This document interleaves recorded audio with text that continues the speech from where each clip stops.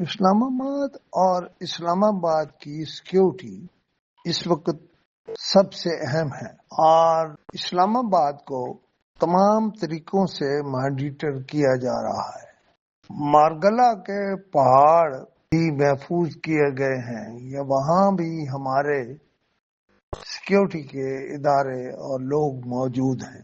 ایک خبر یہ بھی ہے کہ شکر پڑیاں کا علاقہ جہاں پاکستان مانومنٹ بھی ہے، کچھ اور چیزیں بھی ہیں، اسے عام شہریوں کے لیے بند کر دیا گیا ہے۔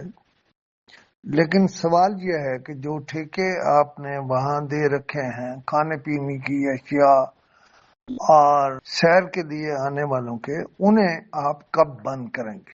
اور دوسری اہم بات یہ ہے کہ اگر اتنے ہی اہم مہمانوں نے اسلام آباد میں آنا ہے تو شاید پورے اسلام آباد کی سیکیورٹی الرٹ ہو۔ سی ڈی اے کے بعض لوگوں نے خاص طور پر سپر مارکیٹ میں جو ٹی اے لگا رکھے ہیں یا لگوا رکھے ہیں، جہاں لوگوں کی ہر طرح سے چیکنگ ہونی چاہیے، اس لیے کہ اسلام آباد میں بہت ہی اہم لوگوں کی آمد کی وجہ سے شہر حساس ہے۔ اس میں خوبصورتی یہ ہے کہ سیکیورٹی موجود ہے، لیکن عام لوگ یہ نہیں سمجھتے کہ ان کے ساتھ بیٹھا ہوا دوسرا فرد کسی سیکیورٹی ادارے سے ہے یا وہ کوئی عام آدمی ہے۔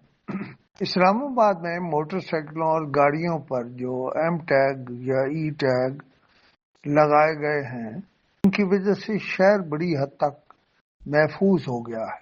لیکن راولپنڈی چونکہ بالکل اسلام آباد کے ساتھ ہی ایک شہر ہے، ابھی تک افغانیوں کی ایک بڑی تعداد یہاں موجود ہے۔ پولیس خاص طور پر راولپنڈی کی پولیس ان افغانیوں کے ساتھ مل کر کھیل کھیل رہی ہے۔ چکری کے علاقوں میں بعض مواضعات ایسے ہیں جو صحافت قبل ازیں جن کی نشاندہی کرتا رہا ہے۔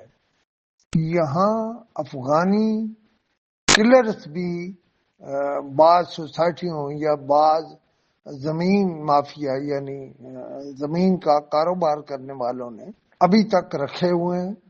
ان کی تعداد سینکڑوں میں نہیں ہے، ہزاروں میں ہے۔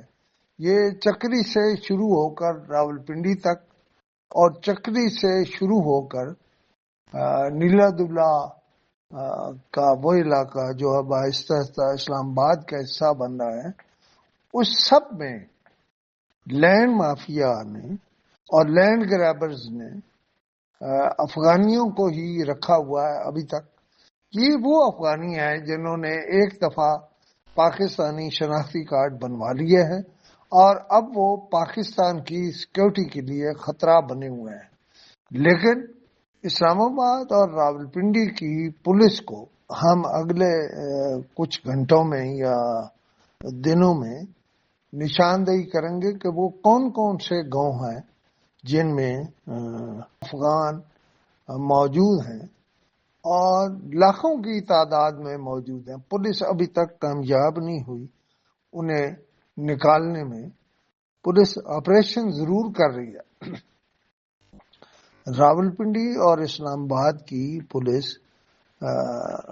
تھوڑے کوئی 200-400 یا 10-20 یا 50-60 لوگوں کو پکڑتی ہے اور آہستہ آہستہ بھیجتی ہے، اس لیے کہ اگر ان افغانوں کو یکمشت نکال دیا جائے تو پھر پولیس کی ناجائز آمدنی کے ذرائع بند ہو جاتے ہیں۔ اس لیے راولپنڈی اسلام آباد کے اعلیٰ افسروں کو اس پر ایک میٹنگ بلانی چاہیے اور پھر ایک ہفتہ وار میٹنگ بھی بلانی چاہیے، اور جس تھانے کے علاقے سے اب افغان پکڑے جائیں اس علاقے کے ایس ایچ او کو بھی معزول کر دیا جائے، خلاف تادیبی کارروائی کی جائے۔ یہ انتہائی حساس معاملہ ہے